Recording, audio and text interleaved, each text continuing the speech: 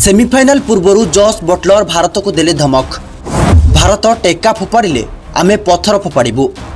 भारत को पूर्व थर परी कही कही हराइबू। किछि करि परिबनी भारत कांदी कांदी हारिजिब।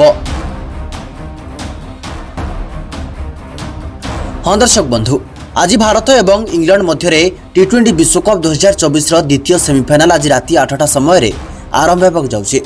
तेज सबुठारु बड़ कथा होउछि टी20 विश्वकप रे क्रमागत द्वितीय थर पर उभय दल सेमिफाइनाल रे भेटिबाकू जाउछन्ति।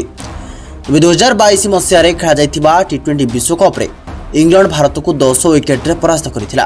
किंतु वर्तमान आज मैच पूर्व इंग्लैंड रो कैप्टेन बटलर गर्जन करछन्ति एवं चेतावनी दैछन्ति भारत को। जॉस बटलर तांको बयान ले कहिसन्ति, जदि भारत आम विपक्ष में आक्रमणात्मक अभिमुख्य ग्रहण करिवो आमे भी पछकू हटिबु नाही। से आउरी मध्ये कहिसन्ति, जेतेबेले आपण एक भल दल विपक्ष में खेलती चापरे थांती सेतेबेले आपण सेही ढंगरे आक्रमण करी खेलिबाकू बाध्य होंती।